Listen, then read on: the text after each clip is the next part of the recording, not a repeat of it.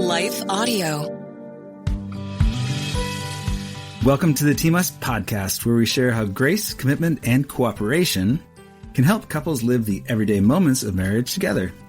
Hey everyone, we're Ted and Ashley Slater. How do you and your spouse tackle everyday conflicts? Today, we share 3 of our favorite tools for working through those smaller disagreements or disputes. Ted, something that I have learned about you but still often forget is that you startle easily. See, yeah, I'm in my closet. I work in my closet with my 2 monitors and maybe music playing or something.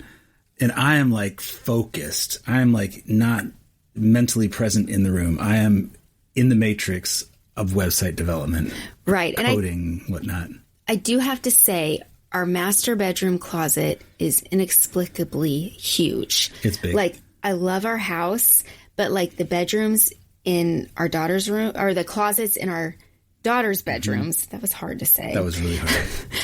Are really small, and our master bedroom closet is like a room. Right? Like if I was an ant, it would take probably a good 10 minutes to get from one side to the other. Right.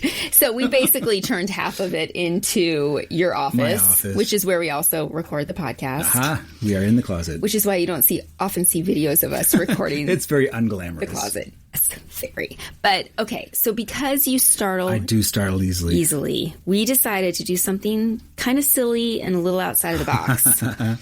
We hung... I cannot talk today. You talk just fine. We hung a bell on one of the walls outside of your office. Okay, so we hung it in our master bathroom, because the bathroom is between the bedroom and it's the closet. It's like one of those little dinner bells. Yes, the one where you're like, okay, bring the cows home. So we hung it there. We just did that tonight. Yeah, I just put it up tonight. It's a little off kilter. It's a little... It's very loud. One of our daughters was like, I could hear it downstairs. So you should not be jumping unless you yeah, the thing is, it's about 15 feet away from where I physically work. So yeah, if somebody's coming in and intending to talk to me, they can either thump or they can ring the bell. Yeah. Or if they just startle me, my heart I have palpitations. We've done this so I don't give you a heart attack. But I am wondering... if we've created a new problem, do you think the bell is going to startle you? Oh, we'll test it out. If it does, I'll just patch it up and paint over the holes. We'll get a quieter bell. Yeah, a choir bell. Okay, so this ongoing situation could easily have resulted in what we call an everyday conflict, which is just a disagreement that can happen regularly in daily life. For example, right. I could have chosen to get offended that you jump when I enter a room. Like, what were you doing? Because this is not like, oh, my heart leaped because I saw you. This is, you terrified me. You brought me out of the matrix of the code development. Or it is kind of like when your child is way too quiet. Yeah. And you go to find them, and they're doing something they shouldn't do, ought to be doing. Like color on the wall. Although we were fortunate, like none of our kids colored on the wall. Neighbor kids have, though. Yes, we have had neighbor kids tag the wall. Oh goodness. Okay, yeah. Or you could have got annoyed that I forget to warn you. You know that I'm very intense, and when I snap out of that, it's really startling. Don't you know how many times do I have to say this? But we decided to not let it escalate into conflict and instead handle it in a silly way by a whimsical way, buying and hanging a bell. And it might be too loud. I need to pack it with something? Yes. Another problem we may run into is getting up to go to the bathroom in the middle of the night. Bumping into it. Whack. Well, we'll find out. Yes, we'll keep you updated. Will we? Right. I don't know. Well, it depends on how embarrassing it is. Okay, so after a short break, we're going to share 3 strategies for tackling everyday conflicts. Need a daily spark of hope and direction? Let the Daily Bible app from Salem Media be that spark. This free Android app delivers an uplifting verse each morning, plus reading plans, devotions, and trusted podcasts from leaders like Joyce Meyer and Rick Warren. Prefer to listen instead? The Daily Bible app reads verses, reading plans, and chapters aloud, handy for the headphones moment of your day. Choose from versions like ESV, NIV, KJV, and more, and bookmark favorites to revisit later. Share inspiring messages with loved ones right from the app. Feel God's presence in every notification. Search for Daily Bible app on Google Play and begin your day with hope, purpose, and peace. Today we are sharing 3 strategies for tackling everyday conflict. Some of these we have talked about on the podcast before, but I think it's nice to have one 3 episode where you're just combining the things. Where we're bringing them in and talking about them, because it's nice to have them in one place. So the first one is the break room. Like physically, there's like a room in the house, like a safe room or a... I'll get there. Okay. Yeah. I'll get there. So when you and I worked in offices outside the home, we both understood the importance of a break room. Like, break rooms are used to get coffee, eat lunch, and in the case of TV shows like The Office, they're a place to hold secret, non-work related meetings, such as the Finer Things Club. The Finer Things Club. But break rooms aren't just for real-world offices or for TV ones. Like, we have one in our marriage, but it's not the kind with a coffee maker or refrigerator. Nope.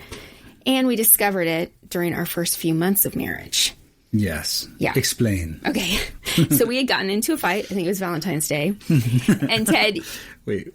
Yes. Go ahead. I think we'll come back to... Okay. In the next one, we'll come back to why we got in a fight. So hang on. But Ted, you did something that went on to shape how we handled conflict in the future. I broke down in tears. No. You were flustered and frustrated, and you blurted out... I wasn't communicating very well. Yeah. You're like, I can't talk about this right now. So you walked up the stairs and into our bedroom and shut the door. Yeah, that's pretty extreme. That was like 20-something years ago. Right. So I don't do that anymore. I do it a little differently. Yes. Well, I mean, it turns out that it was one of the best things I think you could have done. Right, because I could have dug myself deeper into trouble or said something that I'd regret or something that I didn't mean because I hadn't had time to think about it. Right. And I don't think it was just in that moment that it was a good thing, but for our marriage long term, because you instinctively knew that you couldn't productively work through the conflict with me in what was your current emotional state. You needed to take a break to calm down. I did. Yeah. And only after taking a break could you work through the issue in a healthy, authentic, and unpressured way. And after I got over my bewilderment, I realized that I needed a break too. So once you came back, we were both able to address the conflict in a way that benefited rather than wounded our relationship. Yeah, that's good. So, and I think we fine-tuned this over the years. Oh, absolutely we have. Like, now one of us doesn't just leave the room most of the time. We have our moments. But instead, we try to say something like, I need some time by myself to think about this, or I need a break, or I can't talk about this right now. Let's finish this later. Yeah. So that we know that the other person isn't just storming off and not wanting to deal with it. Right. I mean, I do have when they have the fight, flight, and freeze. Yeah. I am a flight. Okay. I think that is my reaction. Yeah, I can understand that. But I'm trying to work on that. Of course. Always working. So, always improving. And I think that one caution about the break room that we've learned also in using it is to be careful not to use it as an excuse to avoid dealing with an issue. Right, because you go to the break room for a break, not like to set up house. Right. It's a place to temporarily step away from your current work or the stress of your current environment, and then you come back to the work at hand. And we both understand there is this thing called the break room. Right. So if one of us needs to take a break, the other understands, okay, I get it. Yeah. And when you use it, it should always have that intention, is that you will come back to work through the conflict in a way that benefits the long-term health. After your emotions have calmed down, after you've had time to mull over what may have triggered the conflict and that kind of stuff, what kind of emotions and kind of motives are going on inside the heart and so on. Right. And we actually had an episode on why we go to bed mad and how it's helped our marriage. And this is why. Sometimes we can't process it. Sometimes it's we don't know how to, or sometimes we're tired or hungry. Angry. Yeah, we just need a break. Yep. Okay, so if you're listening and you're having trouble resolving an argument, take a break. It's okay. Yeah, give yourself some space to individually calm down and process, and then come back and work through the conflict, because cooler heads prevail, as they say. Ooh, that's good. All right, you ready for number 2? Let's prevail. Okay, the motive scale. What do you mean by that? So we've talked on the podcast before about rescuing a day gone wrong. Yes. And I think any everyday conflict has the ability to make a day go wrong if we're too quick to assume the worst of each other. Right. So, like how you and I respond to each other's words and actions makes a difference in the day-to-day of our relationship. And often the things that I'm tempted to be offended by aren't things you intend as offensive. Mm-mm. Okay, so like I said we were going to tell the story of why we were in that fight on Valentine's Day. And I'm sure we've told this story Valentine's before. Or you had expectations and I was like, eh. No, we'd only been married a few months, and I think I'd gained 10 pounds. Oh, uh-oh. Yes. And now that I'm in my 40s, like gaining 10 pounds does not seem like a big deal. Did I say something or do something? Oh, remind me. Yes, it was more than 5 years ago, so that's why you don't remember. Remind me. I think I was like feeling really insecure, and I said something, and you responded with, well, maybe you could change your diet. Huh. That sounds like something a newlywed guy would say. Right, who has not had a lot of practice. And so I got hurt and offended because I just assumed you were calling me fat. But you weren't. No, but at that time, weren't we eating late? Like starting dinner at like 9? Something really absurd like that. Yes, but that's because you had a really weird work schedule. Yeah, it was very weird. I'd go into work late, come back late. Yeah, you would get home at like 7 or 8. And so to eat dinner together, we had to eat late. And I think people tend to gain some weight after they get married. Great chef. You are. Sometimes. Yes, you are. Mm-hmm. So your subtext way back then wasn't, yeah, you sure are fat. Even though that's what I might have heard. The truth was that you wanted to see me happy, and my extra poundage was making me unhappy. So I think that my complaint translated to please fix problem. Right. And if I'd stopped to consider that, but I don't think I understood yet that you were a fix-it man, as I like to call it. As many husbands are. Right, exactly. The default is, there's a problem. Let me fix it, rather than let's pause and feel and think and get on the same page. And this is not just, this issue right here of, women wanting to share and men wanting to fix is not just a newlywed problem, But I could have assumed that you were trying to be helpful, not hurtful, and interpreted your words through a more gracious filter and let your good motives outweigh my offense. That's good. Yeah, I agree. But I didn't then. Well, we try now. Right. And I have come a long way in 20-something years in dealing with conflict. I definitely did not know how to deal with conflict when we got married. Mm-hmm. There was avoidance. There was sweeping under rugs. There was just ignoring it. Well, and sometimes I thought, okay, like you would know I was upset. Oh, yes. But I wouldn't tell you as I was upset because I would internalize it and think if I can just work through it, then we'll be okay. And then a couple of days later, I would seemingly be fine, but the issue was never dealt with. So, of course, it would come up again later because it's still there, even if I thought I had processed it because we hadn't worked through it. So I have learned a lot. And, offense doesn't leave room for grace. When we're operating in hurt and indignation, we don't give our spouse the benefit of the doubt. But imagine if we made it a daily habit to assume the best. And I think you and I try to. We don't always succeed. Mm-hmm. But I think that's a goal. Right. And when we feel like the other one's not succeeding, we might say, why are you assuming the worst? And it might be that the other one isn't. But at least we've thrown it up and we can talk about it. It feels that way. Right. Okay. So for those of you listening, the next time your spouse says or does something you might naturally be offended by, hit stop on any knee-jerk reaction. Take a moment to weigh or carefully consider what their motives may have been. And I say, when you're weighing what their motives are, I think it was Greg and Aaron Smalley on one of the Focus podcasts. They were talking about how they try to frame or weigh things within what they know to be the character of their spouse. So if your spouse says something that offends you and seems out of character, go back to their character and say, oh, within what I know of their character, what might they have meant by that? And you can always talk about it, but maybe you take a break room first if you're really upset. That's good. I think we need to remind ourselves of that famous New Testament chapter on love where Paul writes that love is ever ready to believe the best of every person. That's 1 Corinthians 13:7 in the Amplified. So, after we've taken time to do this, we can be direct with each other. We can ask what fueled actions or words, but we also need to be sure to listen carefully and ask questions if something isn't clear. And for those of you listening, I have one caution for this too. When you are direct with your spouse, be careful not to put them on the defensive.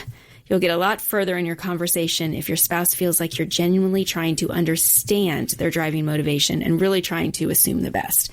And I think good ways that we've learned to hopefully not put each other on the defensive is, I feel like, not you did.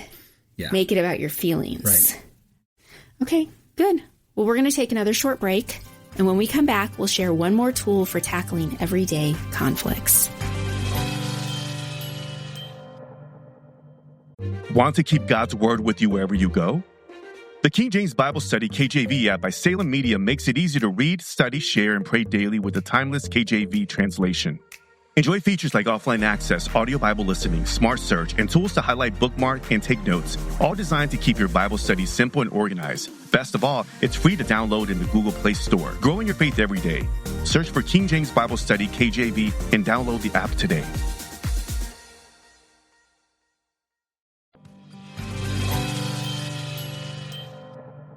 So far, we've talked about two tools for tackling everyday conflicts. They're the break room and the motive scale. Are you ready for the third one? I am. Okay, this is a favorite of ours. It is. If you've listened to more than this episode, you may have heard us bring this up before, but it's so good, so practical. Yes. I don't think we mind mentioning it again. No, it's make a communication sandwich. Yum. Yeah. So, Ted, you have, I don't think you've worn it recently, but you have a royal blue t-shirt that reads, "Cool story, babe. Now make me a sandwich." Oh, yeah. I don't wear that out much.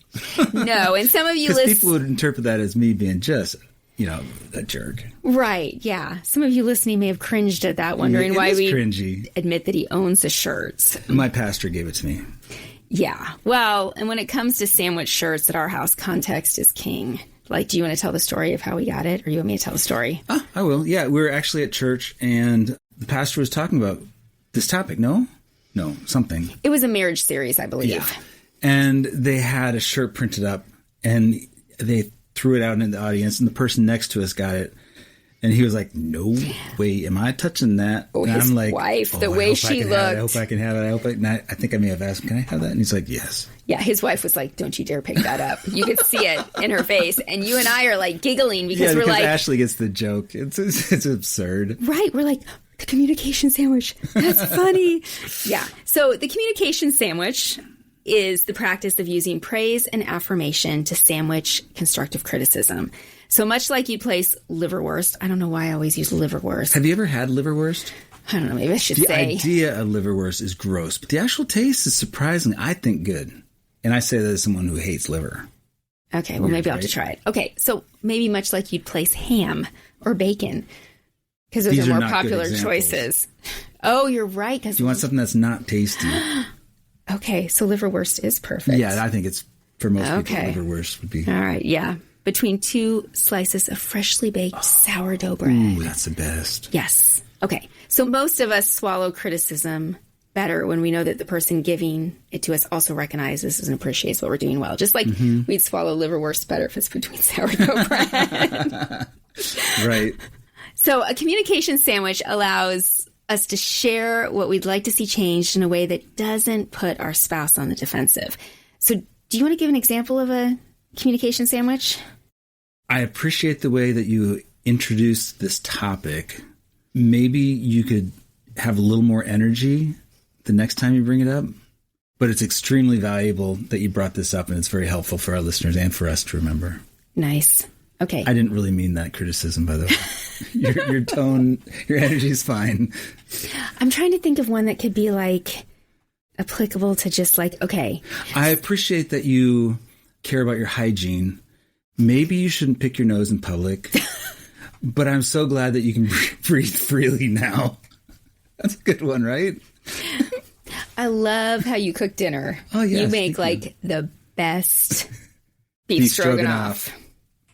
But sometimes like the sauce splatters on the stove and then it just like hardens and it's really hard to clean off. So maybe when you're making beef stroganoff, you can kind of at the time clean it up at the time, because I definitely want you to keep making beef stroganoff because it is so good.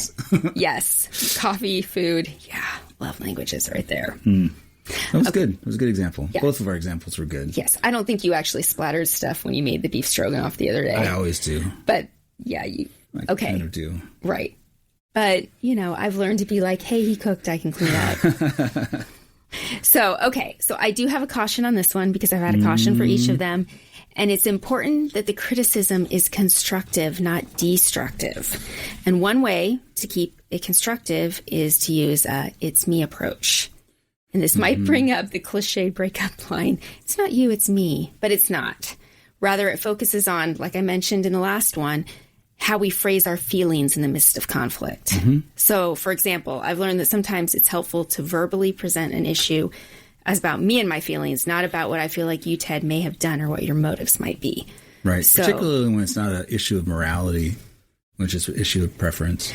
Right. And that's more of what we're talking these everyday conflicts. We're not talking extreme marriage issues. Right.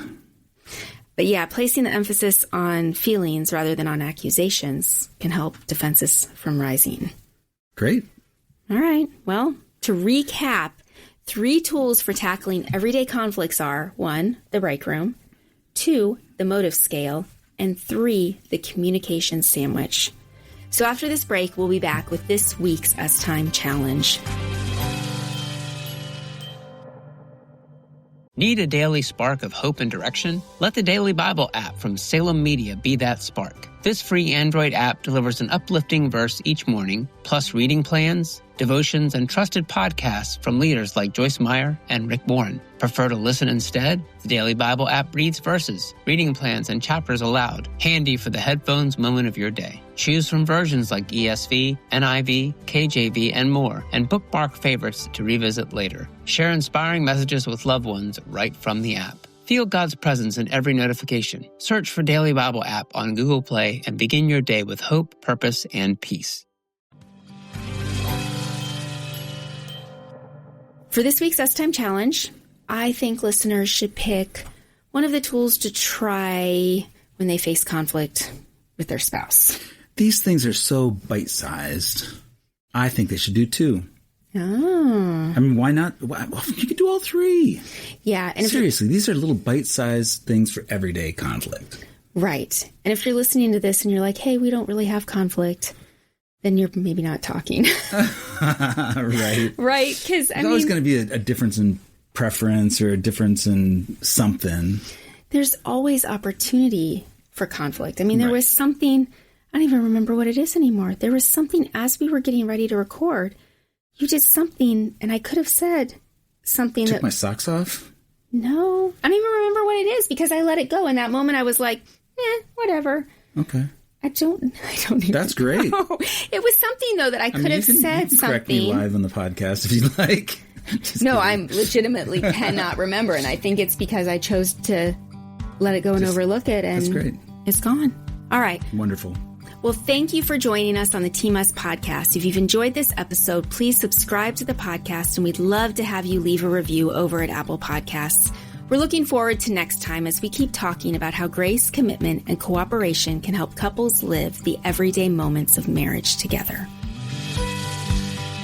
Team Us with Ted and Ashley Slater is a production of Life Audio and Salem Media. If you liked what you heard today, please take a second to rate and review the podcast in your favorite podcast app so that more listeners like you can find the show. For more faith-filled, inspirational podcasts, visit us at lifeaudio.com.